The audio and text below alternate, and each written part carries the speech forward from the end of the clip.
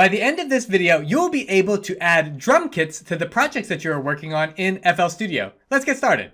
So you may have found a drum kit that you'd like to use in your projects in FL Studio. So I've got one here on the desktop. Most of the time, these drum kits will download as zipped files. So to unzip the folder, you want to right-click on the folder, and then you want to extract all. And so it's going to ask you where you would like to put the folder after extracted. So now the drum kit folder, it has been downloaded and is ready for use in FL Studio. So let's go back to FL Studio. And the easiest way to do this is actually to go up to Options and then click on File Settings.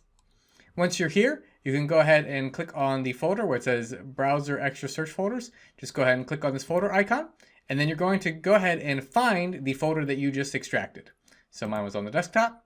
And there's the demo drum kit. So you're going to go ahead and just select that and then select the folder on the bottom here. And then now that folder has been added. If you look at the left hand side, you can see demo drum kit was added. So here's the demo drum kit. And so now I can go ahead and click on that and find the different audio files that I'd like to use. So you can hear the different sounds that are in that drum kit. If you would like to clear a drum kit that's in this file, you just right click in the area we were at before in the file settings, and then you can click on clear. And then this will update once I X out of this. The second main way that you can add a drum kit to FL Studio is actually to go to your computer, open up a file folder, and look on the left-hand side, and you want to look for your local disk or your C drive. And so once you click on your C drive, it will either be in Program Files or Program Files x86. Mine is actually in Program Files, and you're looking for Image Line. Once you open that folder, you're looking for Image Line. And then once you find Image Line, click on FL Studio 20. And then once you click on FL Studio 20, you want to click on Data.